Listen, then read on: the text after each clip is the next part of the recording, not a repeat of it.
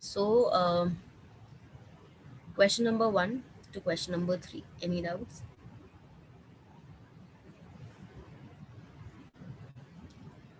Question number 3. Question number 3 is saying that consider the following three quantities for a solution of salt and water. Molarity of the solution, molality of the solution, molarity of the solution, and mole fraction. Okay. Which of the above quantities will have the same value at both 273 Kelvin and 373 Kelvin? Okay. Those terms, all the terms which are given here, three: molality, molarity, and mole fraction. Out of all three, those terms which is dependent on volume, that only will be affected by temperature. Okay, because if you increase the temperature, decrease the temperature, volume will be affected, and if volume will be affected, that means that quantity will be affected. So out of these, molality and mole fraction, these two concentration terms does not depend upon the volume. And since, because molarity is your number of moles present in 1 liter of solution, so if you increase the temperature, volume will be affected, and due to which you will have different values at 273 Kelvin and 373 Kelvin. But molality and mole fraction will not have that kind of effect. Therefore, answer will be C, 1 and 3rd only. Okay, Sampada, correct? Understood? Okay. Then we have question number 4 to question number 6.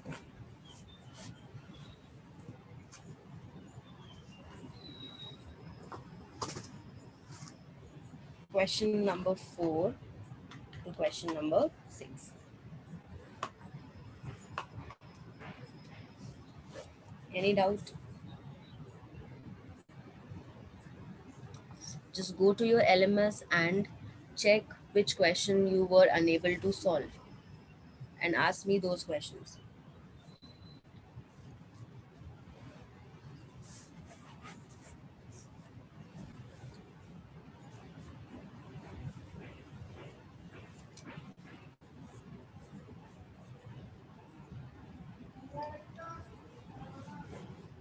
No doubts?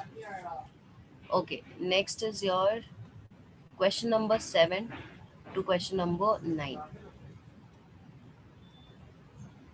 Question number 7 to question number 9.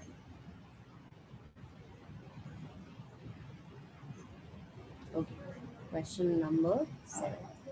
Fine. Okay, question number 7 solve करना है, तो हम इसको let's do it in there.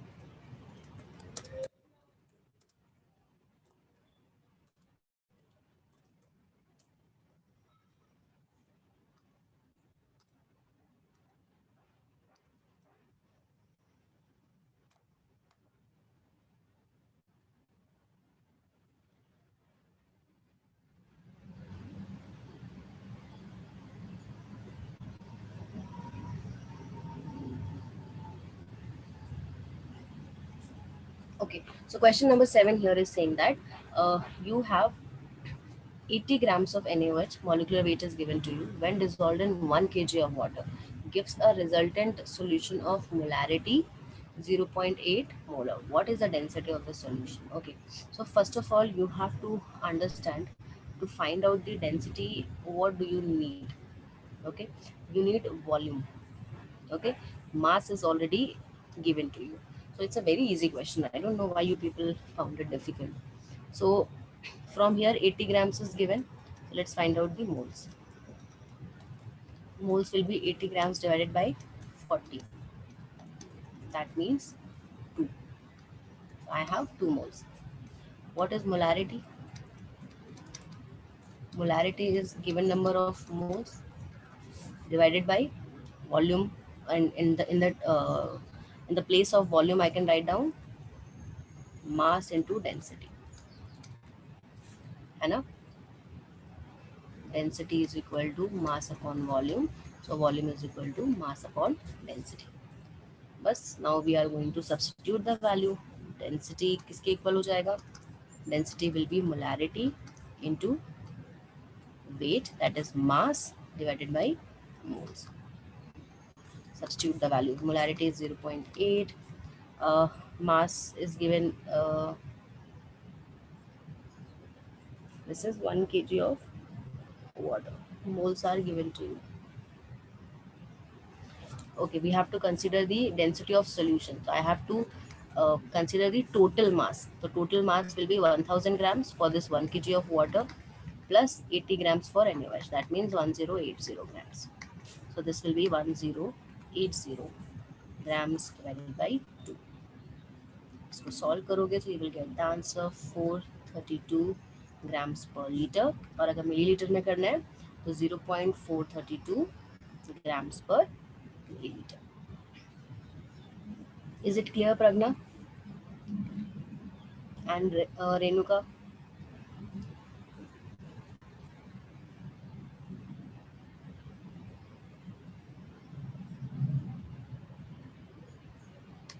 Okay. Then we have question number 8 also.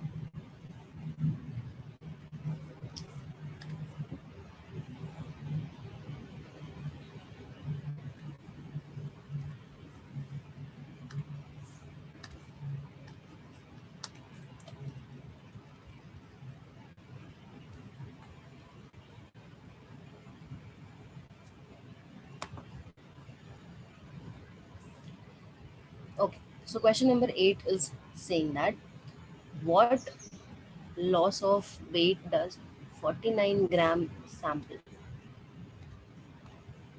of potassium chlorate exhibit when heated in an open container? Assume that the reaction happens is 2 KClO3 gives 2 KCl and 3 O2 atomic mass. ठीक है. So we have taken this potassium chlorate, which is 49 grams total.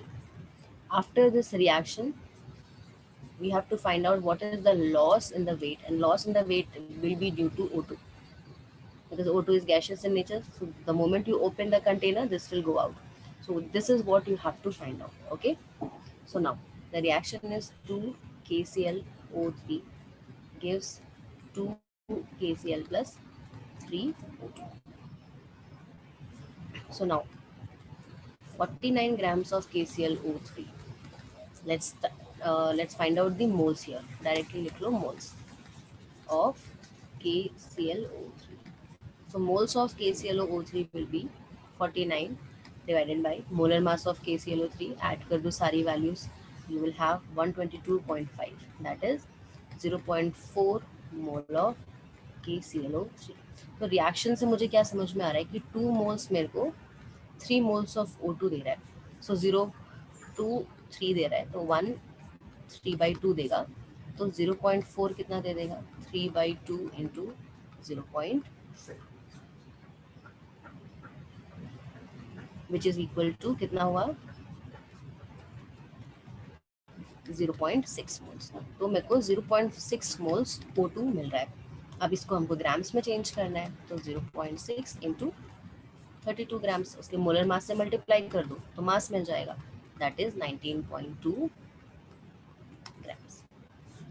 So answer will be A. Got it? Chinmayi समझ में आया? Let me know.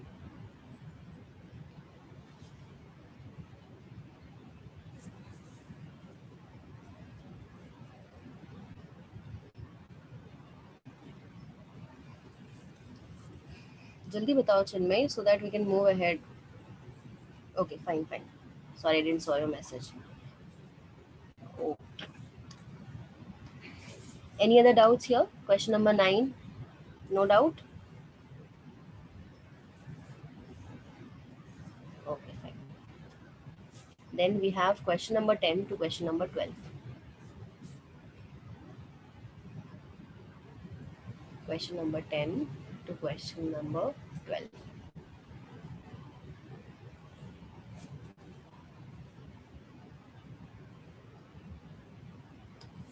Okay, question number 10.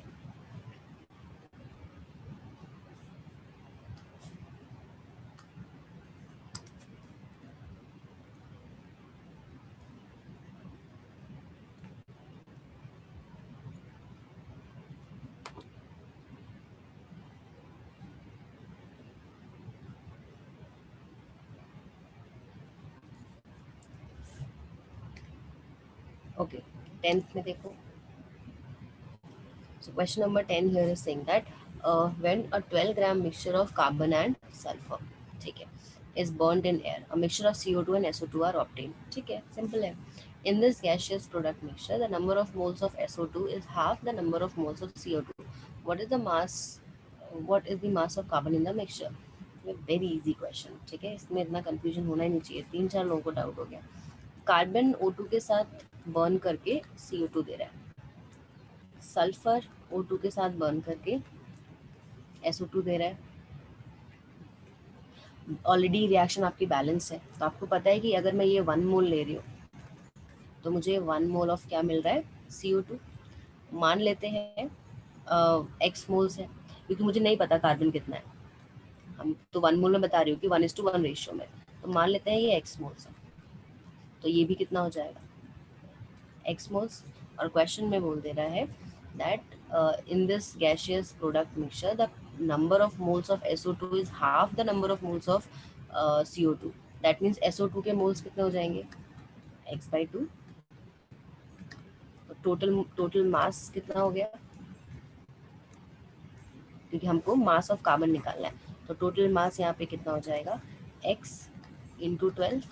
इसका x moles है तो x into 12 हो जाएगा, प्लस मास ऑफ सल्फर, इसके moles, ये भी 1:1 रेशियो में, तो ये भी x/2 होगा, तो x/2 into 32. Okay, and this is equal to 12 grams, क्योंकि क्वेश्चन में टोटल मिक्सचर का मास गिवन है 12 ग्राम्स. यहाँ से आप वैल्यू निकालो किसकी, x की. तो x की वैल्यू जो आएगी that will be equal to, after solving everything, 12/28, that is 3/7. तो ये x का वैल्यू आ गया.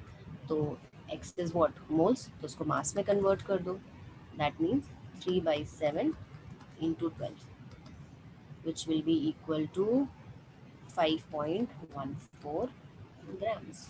आंसर हो गया बी. अभी मुझे ये बताओ सब लोग, इसमें क्या समझ में नहीं आ रहा था, because it is very important to understand कि दिक्कत कहाँ हो रही थी. अदरवाइज ये तो बहुत इजी क्वेश्चंस हैं, और अगर ये सब नहीं कर पा रहे हो तो देयर इज प्रॉब्लम, हमको और वर्क हार्ड करना है. तो जस्ट लेट मी नो कहाँ पे दिक्कत हो रही थी इस क्वेश्चन में, क्या सॉल्व नहीं कर पा रहे थे. इस टाइप के क्वेश्चंस हमने किए हुए हैं, मॉड्यूल में भी है, क्लास में भी किया हुआ है. अभी समझ में आया नेहा, संपदा, Renuka, late me know.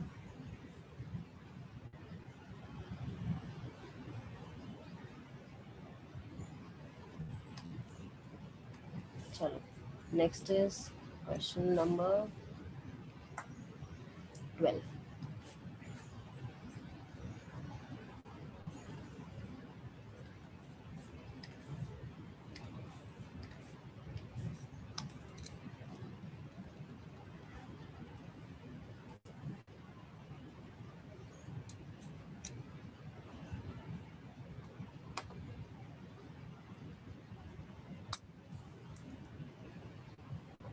Okay, now question number 12 is saying that you have a compound of molecular mass 118U contains this percentage of carbon, this percentage of hydrogen, and the remaining amount is oxygen. How many hydrogen atoms are present in one molecule of compound? इसमें क्या doubt है संपदा आपको? Table बना के solve करना है इसको उसी तरीके से रेशियो में. कैलकुलेशन मिस्टेक में दिक्कत है या पता नहीं कैसे करना है, वो बताओ मुझे. कैलकुलेशन मिस्टेक की होगी तो वो आपको खुद से ही देखना है क्या कैलकुलेशन मिस्टेक कर रहे हो, बट समझ में ही नहीं आ रहा है कैसे करना है तो वो लेट मी नो, बिकॉज इस टाइप के क्वेश्चन हम क्लास में कर चुके हैं, बहुत सारे क्वेश्चन किए हैं, होमवर्क में भी क्वेश्चन दिए थे ऐसे. Tell me where is the problem in this question.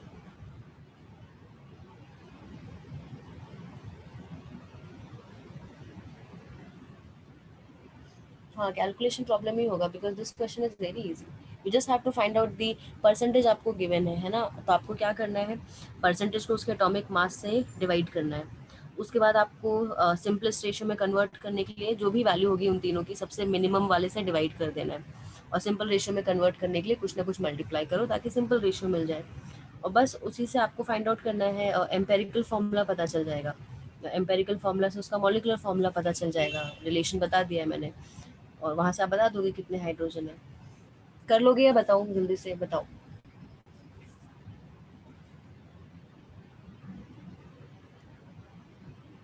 चलो ठीक है.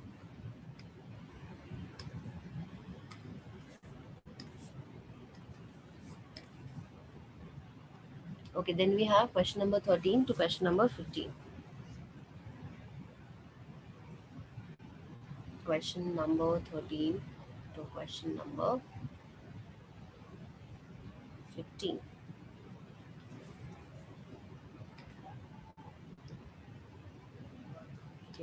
Okay.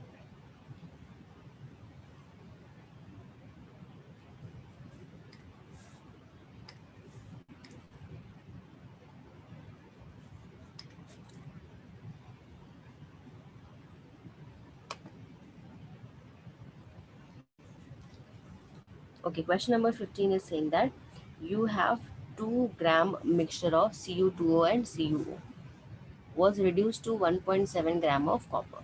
ठीक है, रिएक्शन होके कॉपर में कन्वर्ट हो रहा है. What weight of copper oxide in the original sample? Again, very easy question. बस एजम्पशन करना है, बहुत ही आसान क्वेश्चन है. Cu2O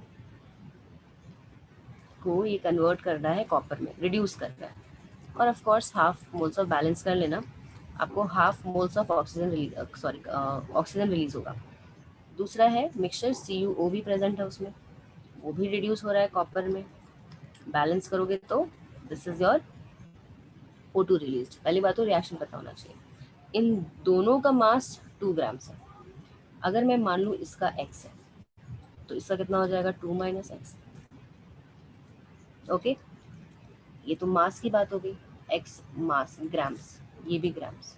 अब अगर मुझे इसके मोल्स लिखने हैं तो मोल्स कितना हो जाएगा, x divided by 143. Molar mass already mentioned है, और इसके लिए कितना हो जाएगा, 2 - x divided by 79.5. Got it. ये इसके क्या हो गए, मोल्स. दोनों के मोल्स निकाल लिए मैंने. अब ये 1 रेशियो में है तो ये कितना आ रहा है, 2 रेशियो में आ रहा है. ओके, तो इसके मोल्स कितने हो जाएंगे, अगर ये x मोल था तो ये 2x हो जाएगा. अगर इसके x बाई 143 मोल्स है तो इसके कितने हो जाएंगे, 2x बाई 143 मोल्स कॉपर के. और यहाँ पे कॉपर का 1:1 रेशियो ही है तो सेम मोल्स हो जाएंगे.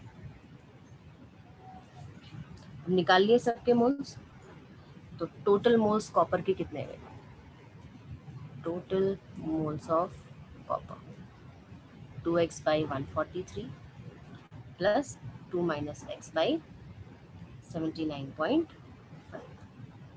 ओके, और ये किसके इक्वल होगा, 1.7 ग्राम्स ऑलरेडी गिवन है क्वेश्चन में. तो ग्राम्स डिवाइडेड बाय कॉपर का मॉलिक्यूलर वेट इज 63.5. इस मोल्स के इक्वल हो जाएगा. यहाँ से आप सॉल्व करोगे किसकी, x की वैल्यू. x की वैल्यू आएगी 1.15 ग्राम्स. तो अब x पता चल गया, तो आपको क्या फाइंड आउट करना था, mass of copper oxide which is 2 - 1.15 grams which will be equal to 0.85 grams. Answer हो गया A. समझ में आया. 15th जयिता एंड संपदा. हाँ स्निग्ध, 2 नोट्स में करवाया हुआ क्वेश्चन है.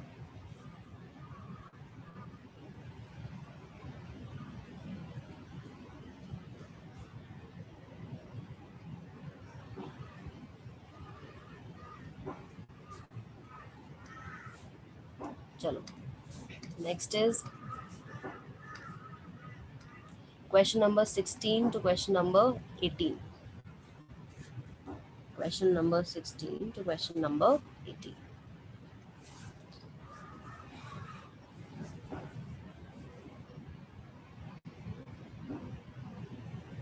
Question number 16 to question number 18.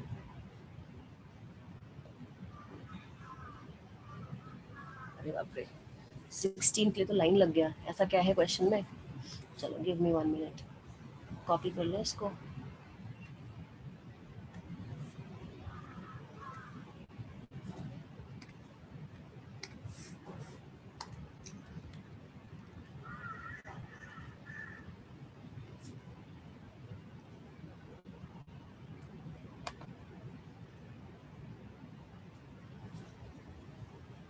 Okay, so question number 16 here is saying that 50 grams of zinc blend containing only silica as impurity is roasted to convert all the zinc sulfide, that is zinc blend, to ZnO. So the loss in weight of the sample is 6 gram. Determine the mass of silica present in the sample. और reaction आपको given है. Again it's an easy question. I don't know, काफ़ी लोगों को doubt हुआ है क्या issue रहा है इसमें. Let's see. तो हमारे पास ZnS है और साथ में सिलिका की इम्प्योरिटी है.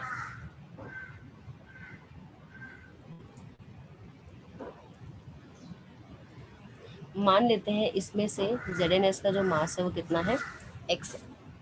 ओके, तो मोल्स कितना हो जाएगा ZnS का, S बाई इन दोनों को ऐड कर दो, तो आपको मोलर मास निकल के आ जाएगा, दैट इज 97.4. यहाँ से मोल्स आ गए. अब जब हम इसको रोस्ट कर रहे हैं, रोस्ट का मतलब क्या होता है, ऑक्सीजन के प्रेजेंस में हीट करना. तो रिएक्शन आपको गिवन है ऑलरेडी, 2 ZnS प्लस 3 O2, ऊपर से बैलेंस्ड भी है, 2 ZnO प्लस 2 SO2. ये आपको पूरा क्वेश्चन में गिवन है. और इसमें नेट लॉस कितना हुआ है, 6 ग्राम्स का हुआ है. ठीक है, इसका मतलब क्या है कि जितना भी ZnS का मास होगा, मास ऑफ ZnS जो भी प्रेजेंट है, minus the mass of ZnO form is equal to 6 grams. क्योंकि जो भी लॉस हुआ है वो किसकी वजह से हुआ है, इसमें जो मास का जो लॉस है वो किसकी वजह से आया है, क्योंकि जिंक सल्फाइड कन्वर्ट हो गया किसमें, ZnO में, तो इसका मास कम हो गया. तो ये जितना मास कम हुआ है वो 6 ग्राम. तो कितना मास कम हुआ होगा, तो जितना टोटल मास जिंक सल्फाइड का था उससे अगर आप मास माइनस करोगे ZnO का, वो किसके इक्वल आ रहा है, 6 ग्राम्स के. यहाँ तक क्लियर है सबको? लेट मी नो यहाँ पे इसमें कहीं इस कॉन्सेप्ट में तो कहीं कुछ डाउट नहीं है.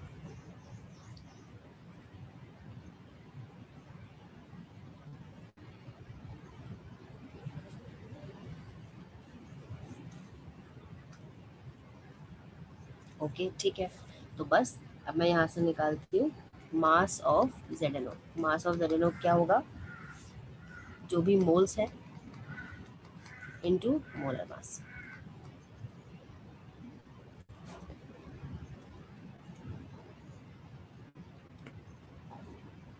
और मोल्स कितना होगा, रेशियो जो है 2:2 का है, मतलब है तो एग्जैक्टली 1:1 का रेशियो. तो जितने इसके मोल्स हैं उतने ही इसके भी मोल्स होंगे. तो मोल्स कितना हो गया, x बाई 97.4.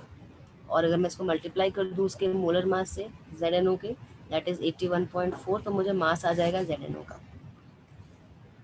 ठीक है, अब मैं that is your x into 81.4 divided by 97.4. अब मैं यहाँ पे पुट कर दूँगी मास ऑफ ZnS मैंने कितना माना, x. मास ऑफ ZnO कितना आया, 81.4 x डिवाइडेड बाई 97.4, किसके इक्वल हो जाएगा, 6 के. यहाँ से मैं किसकी वैल्यू निकाल लूँगी, x की. तो x की वैल्यू आ रही है यहाँ पे 36.5. तो वेट ऑफ सिलिका कितना हो जाएगा, ओरिजिनली टोटल वेट 50 था, उसमें से हम 36.5 को माइनस कर देंगे, दैट इज 13.5 ग्राम्स. समझ में आया? स्निग्धो, चिन्मय, संपदा, Renuka, late me no.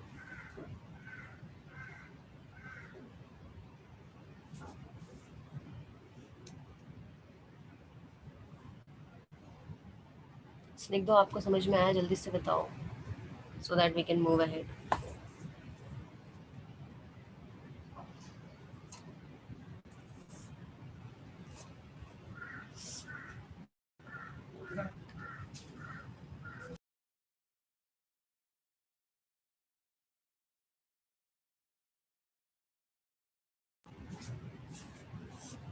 Snigdho is not there in class.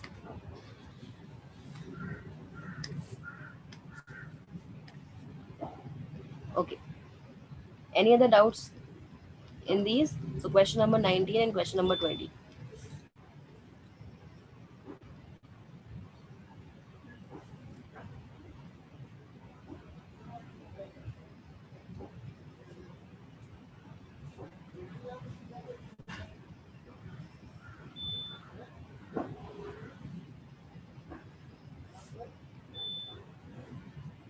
Question number 19. Okay.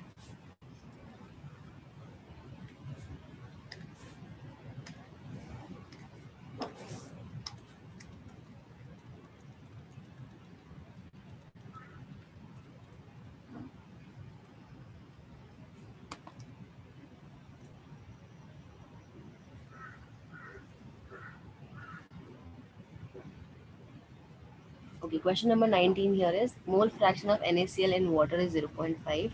What is the molarity of NaCl in the solution? ठीक है, मोल फ्रैक्शन पूछा है आपको NaCl का, मतलब गिवन है. So mole fraction of NaCl is equal to 1/2 in H2O. इसका मतलब है number of moles of NaCl divided by number of moles of NaCl plus number of moles of H2O is given to you 1/2.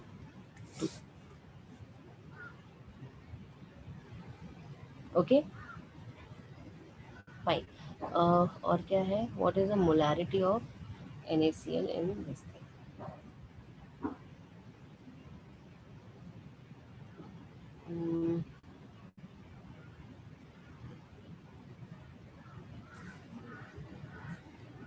ठीक है, anyways ठीक है. NaCl का mole fraction अगर half है, दैट मीन्स H2O का मोल फ्रैक्शन भी half ही होगा, है ना. दोनों आपको पता ही है, दोनों का ही जितने भी सब्सटेंसेस होते हैं XA + XB is equal to 1 होता है टोटल मोल फ्रैक्शन जब काउंट करते हैं, तो H2O का भी हाफ है. तो अगर मैं मोल्स ऑफ NaCl और मोल्स ऑफ H2O का रेशियो निकालूँ तो half by half that is 1/1, that is 1 ही आ जाएगा. तो अगर मुझे मोलारिटी निकालनी है तो given number of moles of NaCl divided by, question में क्या पूछा है? मोलालिटी. ठीक है, वेट ऑफ H2O यहाँ पे आ जाएगा इन kg.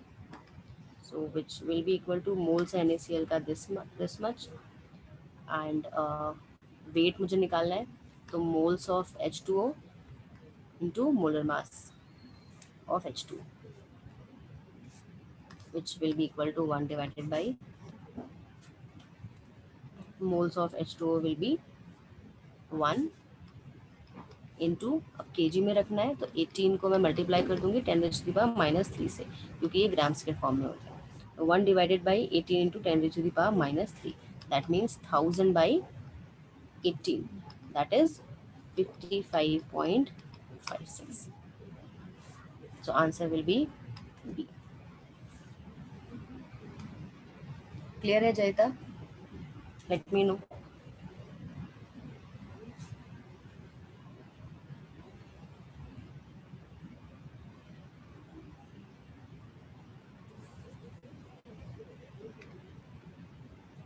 Okay. Then we have question number 20.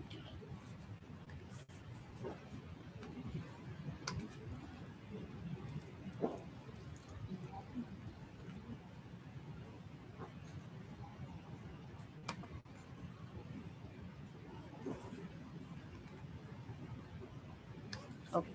Question number 20 is saying that if Na represents the Avogadro's constant and E represents the charge on one electron, what is the total charge on 1 gram of aluminum plus 3 iron? Okay, Shuktika, this is a very easy question. Okay, fine. तो 1 gram of aluminium +3 है, तो इसके moles कितने हो जाएंगे? 1 divided by 27, this is the moles. अब अगर मुझे नंबर ऑफ आयंस निकालना है, नंबर कितना है इसका, तो मोल्स को अगर मैं एवोगाड्रोस नंबर से मल्टीप्लाई कर दूंगी तो I will get the number of ions. अब मुझे टोटल चार्ज निकालना है। एक के ऊपर चार्ज ई है, एक अगर इलेक्ट्रॉन निकाल रहे हैं चार्ज ई है, यहाँ पे कितने निकालने हैं आपने? 3, तो टोटल चार्ज यहाँ पे कितना हो गया? 3। और टोटल नंबर ऑफ आयंस कितने थे?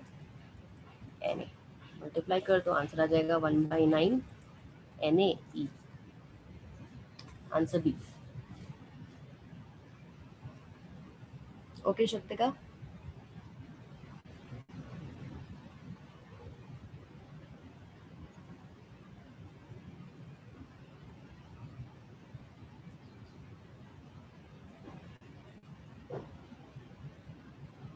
आई होप समझ आ गया आपको। जल्दी से बताओ समझ में आया नहीं आया, else we will move ahead. Okay चलो गुड। सो ये है हमारा मोल कॉन्सेप्ट का जेई वाला चैप्टर टेस्ट, ठीक है। नाउ जल्दी से अपना एलएमएस खोलो फॉर नीट लेवल के लिए। गो through your LMS and mark your question. I am giving you 2 minutes, जल्दी से करो।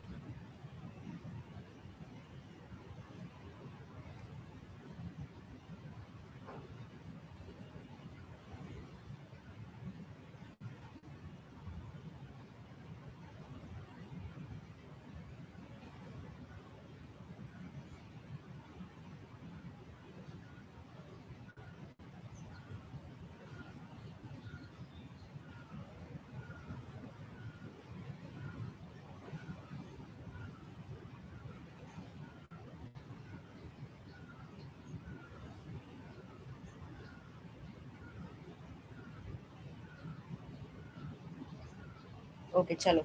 I hope you have gone through your LMS and ready with your doubts. So question number 1 to question number 4. Any doubts? Question number 1 to question number 4.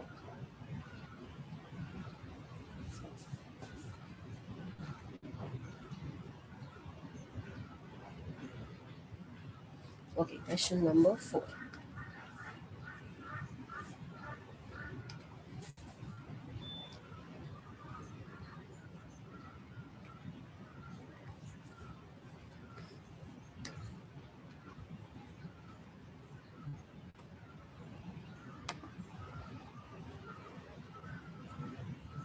Fine. So question number 4 here is saying that how many moles of magnesium phosphate will contain 0.25 moles of oxygen atoms. Okay, तो बहुत आसान question है संपदा। चलो देखो। So here you have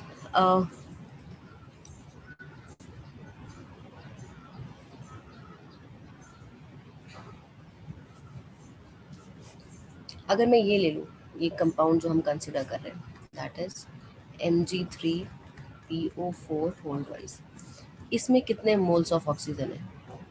4 2 8। अगर हम ऐसे ही मोल्स के रिस्पेक्ट में बात कर रहे हैं तो इस मैग्नीशियम फॉस्फेट में मेरे पास ऑक्सीजन कितने हुए? 8 moles.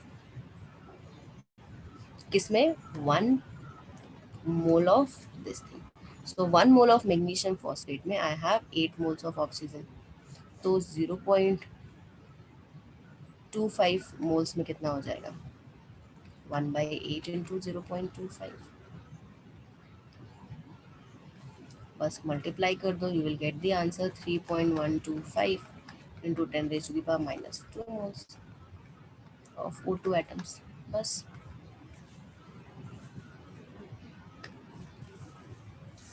Okay, fine.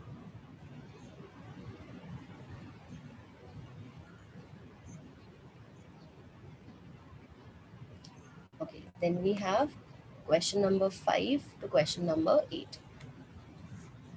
Question number 5 to question number 8.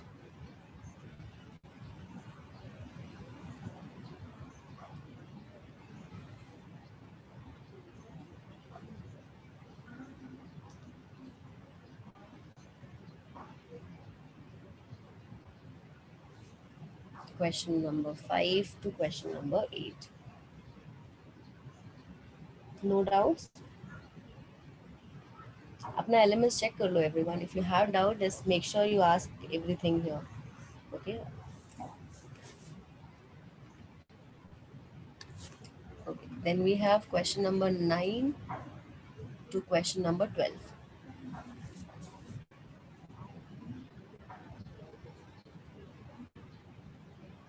Question number 9 to question number 12.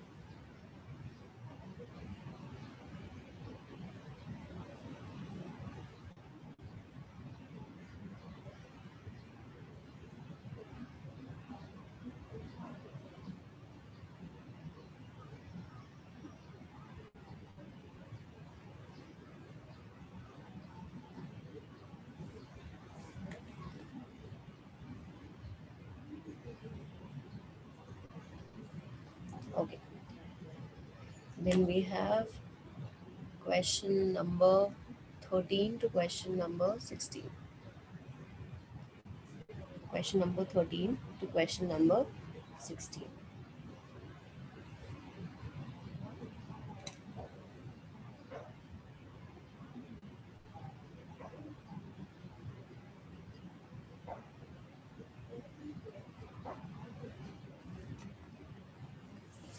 Okay, question number 13, 15 and 16. अरे बाप रे, चलो 13 देखते हैं.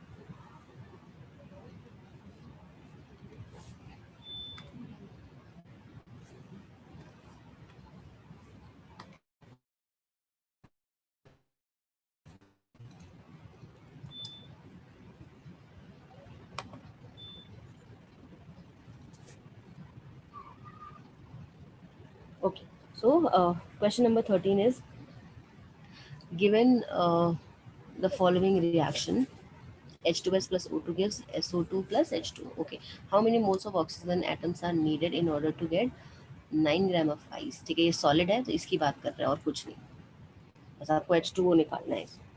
Okay, so here 9 grams of ice का मतलब क्या हुआ? मोल्स में निकाल लो. 9 divided by 18, that means half moles, that means 0.5 moles हो गए. ठीक है, आई होप यहाँ तक क्लियर है. सो हमको रिएक्शन से ये दिखाई दे रहा है कि अगर how many moles of oxygen atoms are needed. ठीक है, अगर मैं 1 मोल ले रही हूँ तो मुझे 1 मोल ऑफ आइस मिल रहा है. तो अगर मैं 0.5 लूँगी तो कितने मोल्स ऑफ आइस मिलेगा? एक सेकेंड, ऑक्सीजन, अच्छा एटम्स बोला है. ओके, 1 सेकेंड, रिएक्शन बैलेंस नहीं है ना. ठीक है ठीक है, पहले बैलेंस करो, sorry. So we have H2S plus O2 gives SO2 plus H2O. So let's first balance this reaction. This will become 2H2S plus 3O2 plus 2SO2 plus 2H2O. Okay. So here अगर मैं 3 moles of O2 ले रही हूँ यहाँ पे, तो मुझे कितना आइस मिल रहा है? 2 मोल्स ऑफ आइस. सो 3 मेरे को दे रहा है 2 मोल्स ऑफ आइस, तो 0.5 कितना देगा? 2 divided by 3 into 0.5, that means कितना आ जाएगा आंसर? 1.5। एक बार जस्ट कैलकुलेशन चेक करना, आंसर ए होगा शायद। समझ में आया क्वेश्चन नंबर 13? स्मरणिका, क्या डाउट था इसमें बेटा? Smaranika, Chinmay, it was a easy question.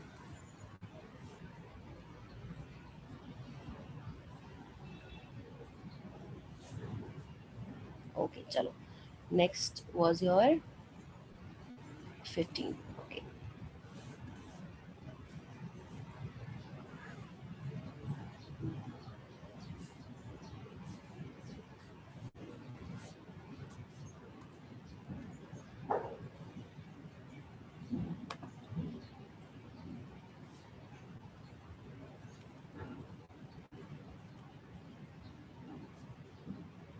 now question number 15 is saying that mole fraction of solute in 1 molar aqueous solution is, ठीक है, इसके लैंग्वेज से कंफ्यूज होना नहीं है, ठीक है।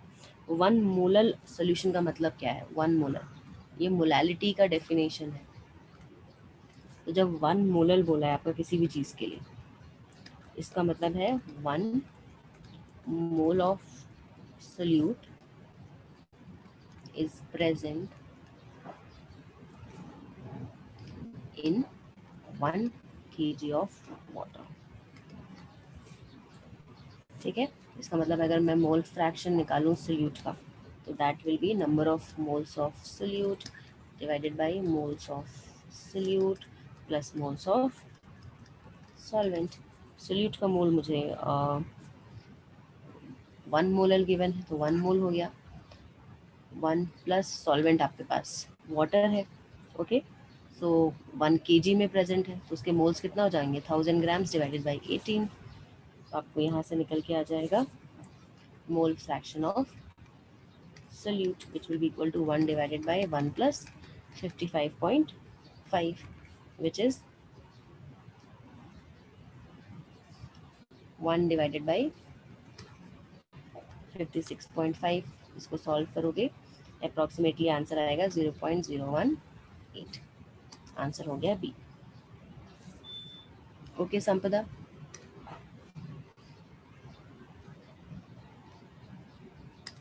okay, then we have question number 16.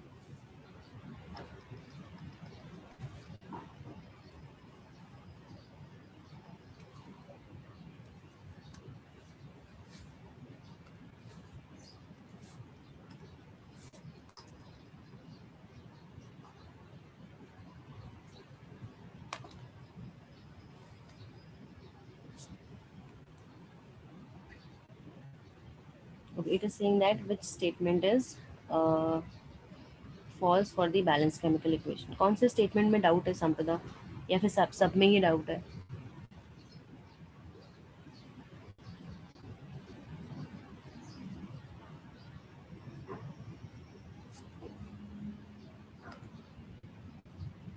Okay, D में देखो, डी में अगर मेरे पास ये जो है 1, अगर 3 मोल्स ऑफ 3 मॉलिक्यूल्स ले लो, क्योंकि मॉलिक्यूल्स के टर्म्स में बात हो रही है, 3 मॉलिक्यूल्स ऑफ O2 है, तो हमको 1 मॉलिक्यूल ऑफ CH2 लग रहा है। तो अगर 6 मॉलिक्यूल्स में ले लूँ, it is 1/3 into 6, that means 3 2 ज़ा 6। तो 2 मॉलिक्यूल्स लगेगा, ना कि 3 मॉलिक्यूल्स लगेगा। तो फॉल्स स्टेटमेंट पूछ रहा है, तो आंसर डी हो गया। इसमें क्या डाउट था? इसमें क्या नहीं कर पाए आप? कुछ कैलकुलेशन मिस्टेक किया होगा, काफी गंदा सा।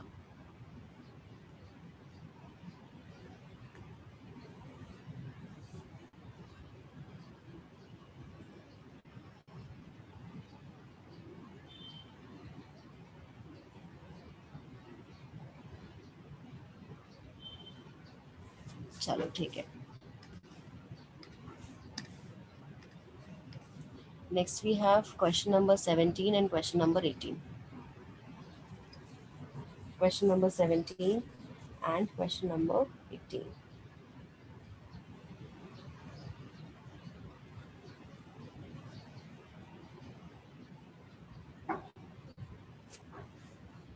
No doubts?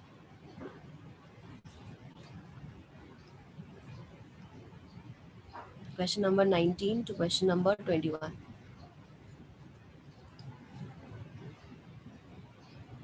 Question number 19 to question number 21.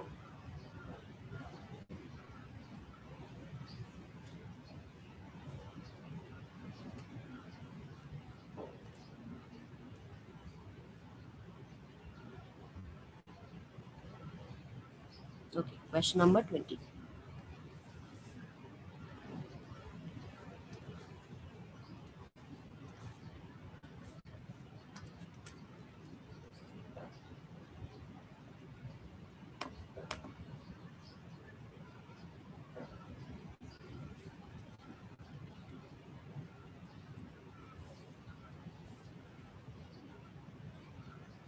Okay, question number 20 here is saying that calculate the moles of NaOH left unreacted if a mixture is formed by mixing 50 ml of 0.1 molar HCl solution with 25 ml of 0.4 molar NaOH solution.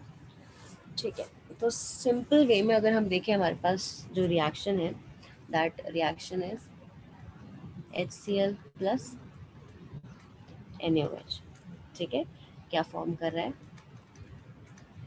NaCl plus H2. Okay, अब मैं complete reaction अगर किसी मुझे करना है इस particular reaction के लिए, कंप्लीट रिएक्शन की हम बात करें तो इसका मतलब है 1 मोल किसके साथ रिएक्शन कर रहा है, 1 मोल ऑफ NaOH के साथ. ओके, अब क्वेश्चन में मोल्स कितने गिवन है, 50 ml है और 0.1 मोलर HCl है, तो यहाँ से हम मोल्स निकाल सकते हैं. ठीक है, तो moles of HCl is going to be 50 into 0.1. अब क्योंकि ये मिलीलीटर में है तो इसको लीटर में करने के लिए हम 10⁻³ से मल्टीप्लाई कर देते हैं. तो ultimately I have 5 into 10⁻³ moles. अब NaOH की अगर हम मोल्स की बात करें तो उसका भी मोलारिटी और वॉल्यूम गिवन ही है, which is going to be 25 into 0.4, litre में कन्वर्ट कर दो 10⁻³ which will be equal to 25 4 10 10 into 10⁻³ moles. Okay, तो 1 अगर इसके 5 इंटू 10⁻³ मोल्स, ये है 10 इंटू 10⁻³ मोल्स, तो लिमिटिंग रिएजेंट क्या हो गया यहाँ पे HCl. तो अगर ये इतना मोल्स है तो ये भी इतना ही मोल्स रिएक्ट करेगा, तो एक्सेस कितना बचा 10 into 10⁻³ minus 5 into 10⁻³ that will be 5 into 10 raised to the power minus 3 moles of NaOH. Answer हो गया डी. क्लियर संपदा?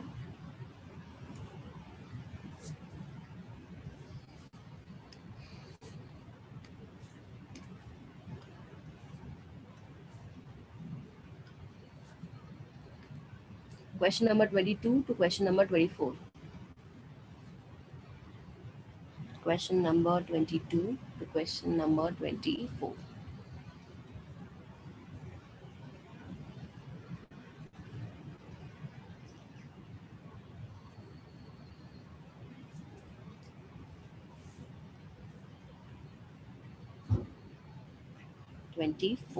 Okay.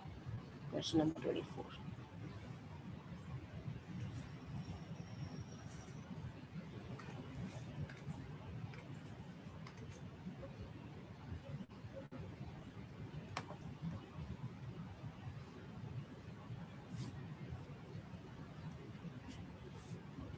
Fine.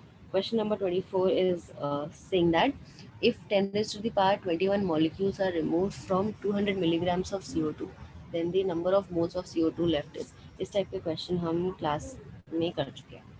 ठीक है, but still I am telling you. So number of moles in 200 milligram of CO2, कितना moles होगा इसमें, ये milligrams है, ग्राम्स में कन्वर्ट कर दो तो 0.2 ग्राम्स हो जाएगा, divided by molar mass is 44, तो यहाँ पे निकल के आ गया मेरे पास मोल. ओके, तो अब इसके मॉलिक्यूल्स कितने हो जाएंगे CO2 के, मोल्स को मल्टीप्लाई कर दो Na से, तो you will get the number of molecules.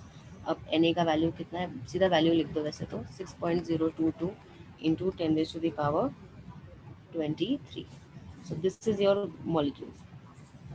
अब इसके बाद बोला कि मॉलिक्यूल्स इफ रिमूव, ठीक है, तो मॉलिक्यूल्स रिमूव्ड कितने थे, 10⁻21. ओके, तो लेफ्ट कितने कितने बचे हमारे पास, मैं इसको माइनस कर दूंगी, टोटल थे, इसमें से हमने निकाल दिए इतने, तो 0.2 इंटू 44 इंटू 6.022 इंटू 10⁻23 माइनस 10⁻21.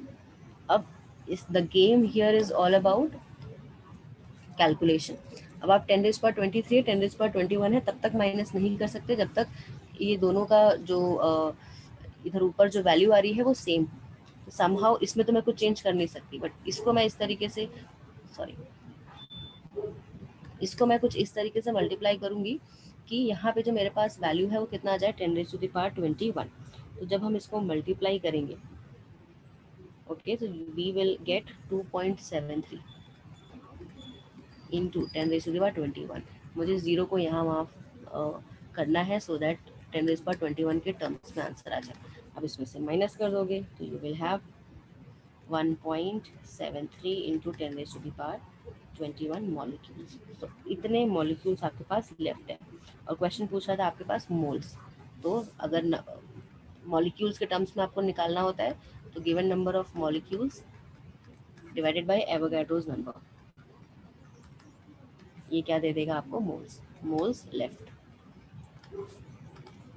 इसको डिवाइड कर दोगे तो वैल्यू आ जाएगा 2.87 into 10⁻³ moles. Is it clear? Neha समझ में आया?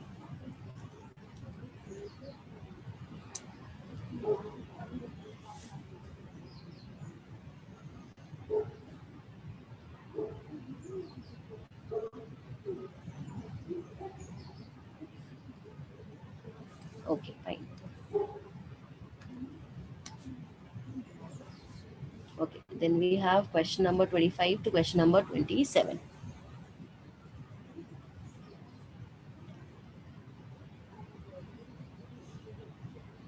Question number 25 to question number 27.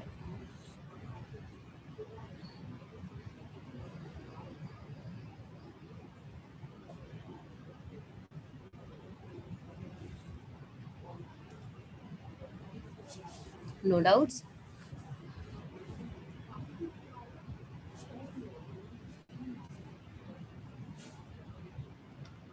Okay, question number 28 to question number 30.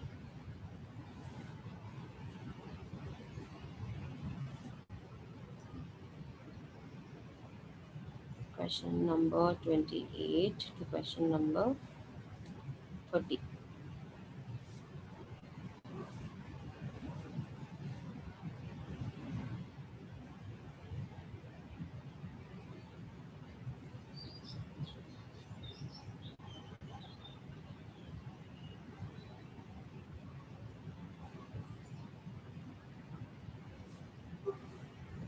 Okay, no doubts everyone?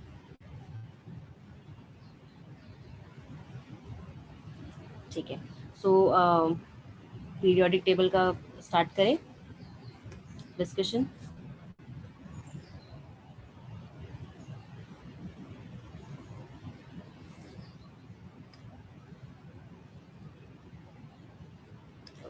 Because I want before test आपके सारे डाउट्स क्लियर हो जाए. ठीक है, अच्छा, नेक्स्ट क्लास में what I am going to do is, for the next class मैं हम मोल कॉन्सेप्ट का प्रीवियस ईयर क्वेश्चन तो ऑलरेडी कर चुके थे. सो नेक्स्ट क्लास में we will be discussing previous year questions, that is on Saturday for both JEE and NEET का. तो आप और सबको सॉल्व करना है. ये ऐसा नहीं कि नीट वाले सिर्फ नीट सॉल्व कर रहे हैं, जेई वाले से जेई सॉल्व कर रहे हैं, नहीं, जेई वालों को भी दोनों सॉल्व करना है और नीट वालों को भी दोनों सॉल्व करना है. जेई का सिर्फ मेंस लगाना है, एडवांस पे नहीं जाना है, सिर्फ मेंस वाला क्वेश्चन लगाना है. Is it clear? सो ये पूरा डिस्कशन हम करेंगे सो दैट आपका प्रॉपर प्रैक्टिस हो जाए. एग्जाम से पहले।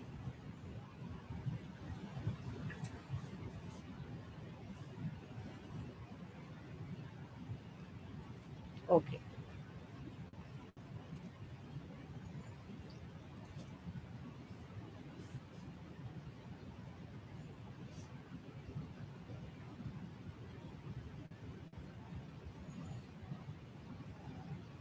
Just give me 1 minute.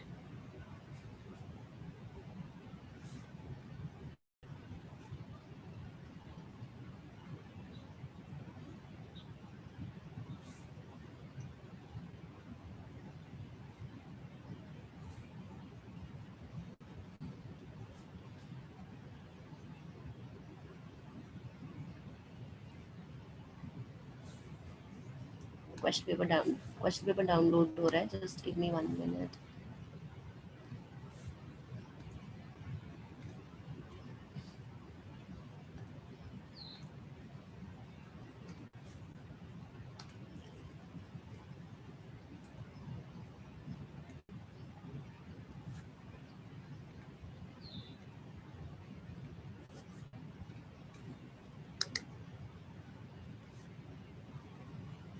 Okay, तो सबसे पहले नीट वाला हुआ था, तो we will first discuss the NEET one only,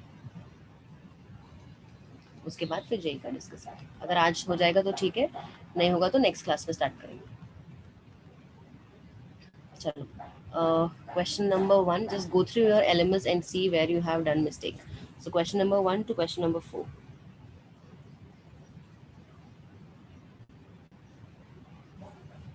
question number 1 to question number 4।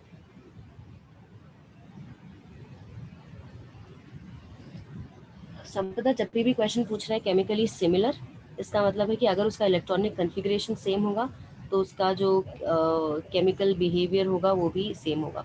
और इलेक्ट्रॉनिक कन्फिग्रेशन सिमिलर कब होता है? ग्रुप्स में। तो जब आप चेक करोगे यहाँ पे, हैफनियम और जिरकोनियम जो है वो सेम ग्रुप में आते हैं। सेम ग्रुप में आते हैं तो उनका वैलेंस इलेक्ट्रॉन सेम होगा, और वैलेंस इलेक्ट्रॉन अगर सेम होगा तो उसकी केमिकल रिएक्टिविटी भी काफ़ी हद तक सेम होगी। तो आंसर होगा ए। Okay,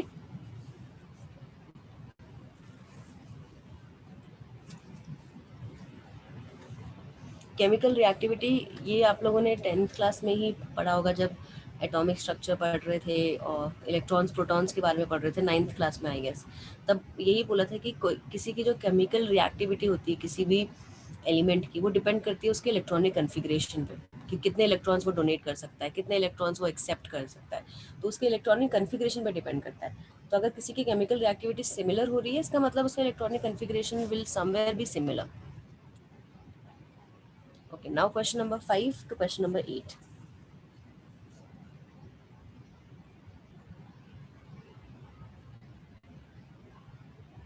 Question number 5 to question number 8.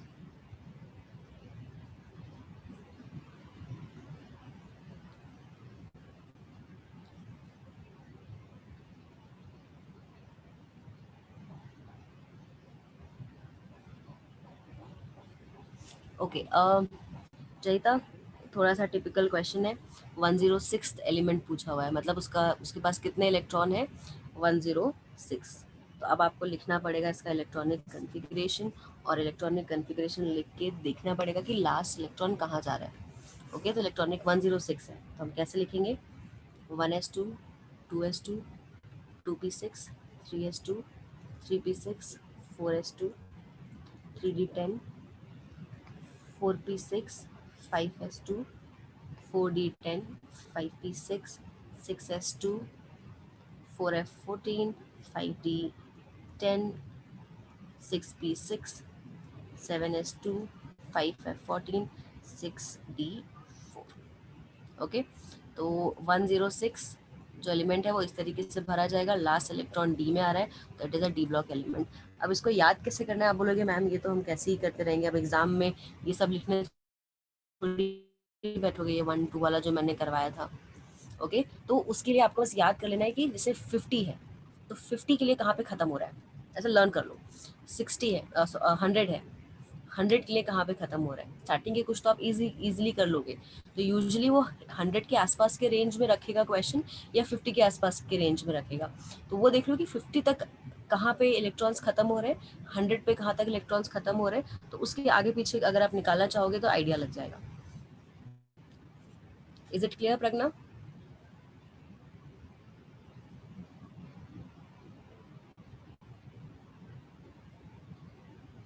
हाँ, वैसे भी कर सकते हो कि 118 बिलोंग करता है इन ग्रुप 18, तो वही इस तरीके से थोड़े थोड़े से आपको वो फाइंड आउट करना पड़ेगा, खुद से देखना पड़ेगा कि इलेक्ट्रॉनिक कन्फिग्रेशन कहाँ आके ख़त्म हो रहा है, 100 पे कहाँ ख़त्म हो रहा है।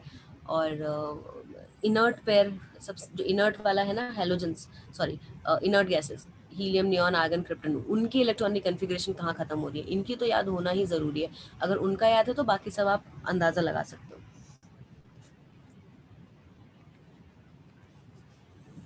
Okay, then question number 9 to question number 13.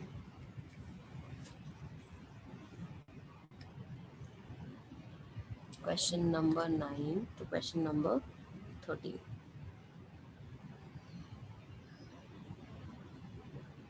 Okay, question number 10. ठीक है, 10 क्या बोल रहा है? The first ionization energy of lithium is this much. The amount of energy required to convert 140 milligram of lithium atoms into gases. बहुत आसान question है। Mole concept को पीरियोडिक टेबल से मिक्स करके एक बढ़िया सा क्वेश्चन बनाया। ठीक है, तो क्वेश्चन ये बोल रहा है कि अगर एक लिथियम में ले लूँ, उसको मुझे अगर कन्वर्ट करना है Li+1 में, तो मुझे कितना एनर्जी लग रहा है, इतना। अब मुझे ये देखना है कि कितने लिथियम के एटम्स हैं, उसके लिए उसका मास गिवन है। मास से आप मोल्स निकाल लो। ओके, 140 डिवाइडेड बाई 7, इसके मोल्स हो गए, दैट मीन्स 20 मोल्स है। 20 मोल्स में कितने लिथियम के आयंस होंगे? 20 इंटू 6.022 इंटू 10⁻23। ठीक है, अगर एक को करने के लिए 520 लग रहा है, तो इतने को करने के लिए कितना लगेगा? मल्टीप्लाई कर दो 520 से, बस। बात समझ में आई?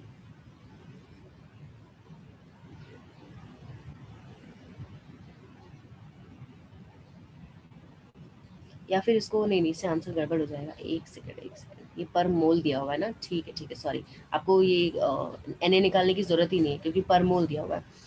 एक मोल के लिए आपको इतना एनर्जी लग रहा है, तो मोल्स कितने हैं आपके पास यहाँ पे?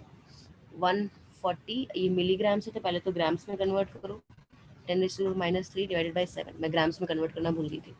इसको ग्राम्स में कन्वर्ट करके इतने मोल्स आ गए, तो 1 मोल के लिए इतना एनर्जी लग रहा है, तो इतने मोल्स के लिए मल्टीप्लाई कर दो। 140 इंटू 10⁻³ बाई 7 इंटू 520। ठीक है, भावना, स्मरणिका, समझ में आया?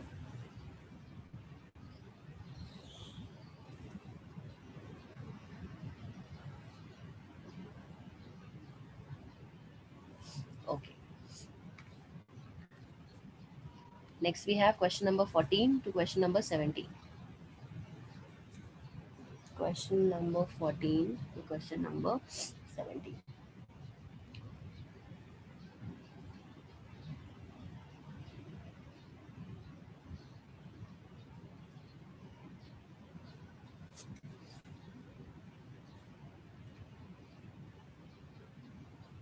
फिफ्टीन 15 बोल रहा है when arranged in the increasing order of the atomic number, the elements do not exhibit periodicity in atomic weight. Answer, atomic weight में periodicity शो नहीं होगा ना, atomic weight तो डिपेंड नहीं करता periodicity पे।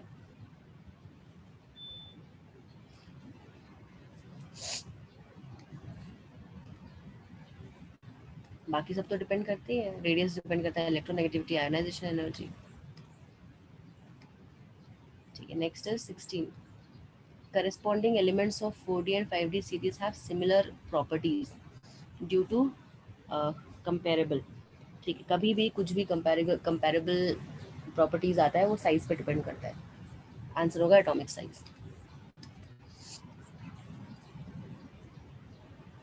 ओके, और बताया भी था 4D और 5D सीरीज में लैंथेनाइड कॉन्ट्रैक्शन की वजह से साइज में ज़्यादा डिफरेंस होता नहीं है, इसीलिए इनकी प्रॉपर्टीज भी क्या रहेंगी, काफ़ी हद तक similar.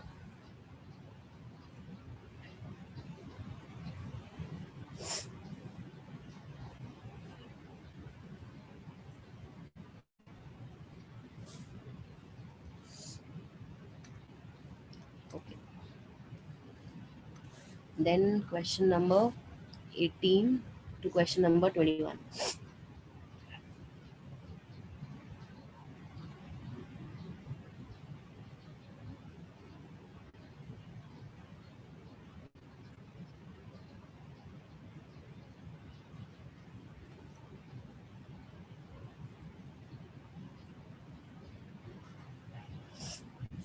Question number 18 to 21. 20. In the halogen group, with increase in atomic number, ionic size decreases, tendency to gain electrons increases, electron affinity increases, and ionization energy decreases. क्या डाउट है इसमें? Of course ionisation energy decreases, ion का size decrease तो होगा नहीं, ये तो गलत स्टेटमेंट है। टेंडेंसी टू गेन इलेक्ट्रॉन्स भी इंक्रीज नहीं होता टॉप टू बॉटम, वेरिएबल होता है, क्लोरीन का सबसे ज़्यादा होता है, फिर फ्लोरीन, फिर ब्रोमीन एंड आयोडीन, तो इंक्रीज तो नहीं हो रहा है, इवन डिक्रीज हो रहा है। और इलेक्ट्रॉन एफिनिटी मतलब same, electron gain enthalpy, electron affinity is almost similar, तो वो भी इंक्रीज नहीं होता down top to bottom.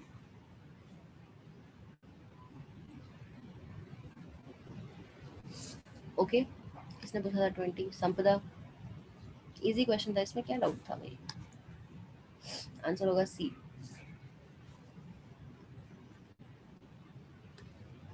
Okay, then we have question number 21. Arrange the following oxides in the decreasing order of acidic order. ठीक है, देखो कभी भी इस टाइप के क्वेश्चंस आ जाए, ऑक्साइड का एसिडिक नेचर और बेसिक नेचर पूछ रहा है, तो यू नो दैट जितना ज़्यादा इलेक्ट्रोनेगेटिव होगा एटम, उतना ही ज़्यादा उसका एसिडिक बिहेवियर होने वाला है। ओके, तो इन सब में से ये सिलिकॉन है, ये कार्बन है, सल्फर है और ये नाइट्रोजन है, सबसे ज़्यादा इलेक्ट्रोनेगेटिव कौन है? नाइट्रोजन, और नाइट्रोजन सबसे ज़्यादा एसिडिक होगा। ओके, उसके बाद कौन सा आएगा आपके पास? सल्फर, देन आ जाएगा कार्बन एंड देन हो जाएगा सिलिकॉन। ठीक है, अब अलग तरीके से अगर करना है तो उसको आप दूसरे तरीके से भी कर सकते हो। N2O5 को अगर हम पानी के साथ रिएक्शन कराते हैं तो ये फॉर्म कर रहा है HNO3। SO3 को अगर पानी के साथ रिएक्शन करा रहे हो आप तो ये फॉर्म कर रहा है H2SO। CO2 को अगर पानी के साथ रिएक्शन आप करा रहे हो तो ये फॉर्म करेगा H2CO3। और SiO2 को अगर पानी के साथ रिएक्शन कराते हो तो ये फॉर्म करेगा H2SiO3। तो ये सब क्या बन गए? पानी के साथ रिएक्शन करने पे स्ट्रॉन्ग एसिड्स बन गए। अब इन एसिड का आप स्ट्रेंथ देख लो, HNO3 सबसे ज़्यादा स्ट्रॉन्गर एसिड होता है, देन H2SO4 होता है, देन कार्बोनिक एसिड होता है, और लास्ट में सिलिकॉन का एसिड होगा। ओके, आंसर हो जाएगा बी। जयता, समझ में आया आपको? सॉरी प्रज्ञा, समझ आया? Okay, good. Then we have question number 22 to question number 25. Question number 22 to question number 25.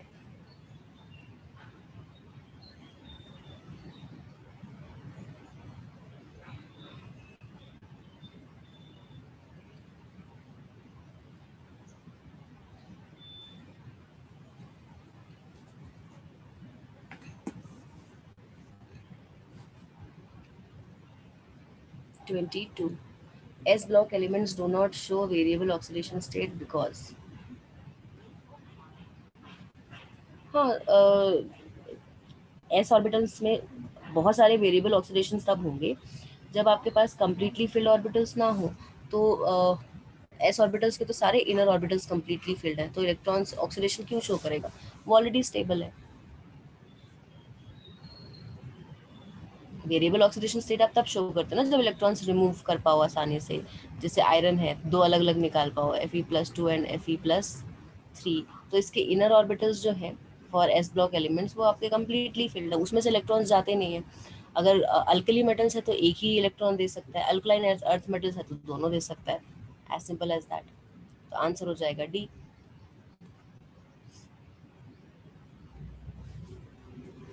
समझ में आया संपदा? Okay,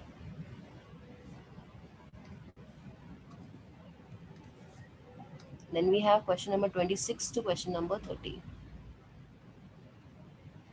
Question number 26 to question number 30.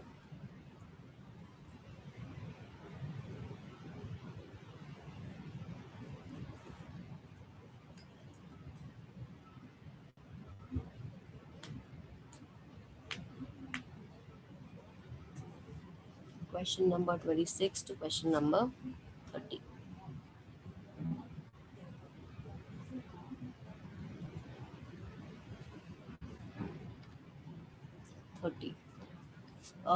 Question number 30 is saying that Mendeleev periodic table is not exhaustive. Not exhaustive, matlab, okay, because many elements have several isotopes. Noble gases do not form compounds. Some groups stand divided into two subgroups A and B. Atomic weights of elements are not always whole numbers. Exhaustive. Okay, I have to see this, Sampada. What does this exhaustive means? Like मुझे question का meaning ही समझ नहीं आ रहा exactly. Like I think they're talking about drawback.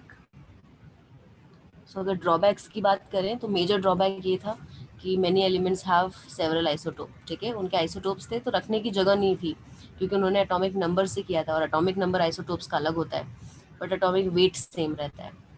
तो atomic weight से करेंगे तो वो इशू नहीं आता, बट सॉरी एटॉमिक नंबर से करते हैं तो वो इशू नहीं आता, बट एटॉमिक वेट से करते हैं तो वो इशू आता है। तो मेंडलीव का जो पीरियोडिक टेबल था वो एटॉमिक वेट पे डिपेंडेंट था, तो आई थिंक आंसर ए होगा mostly. I think drawback they are asking.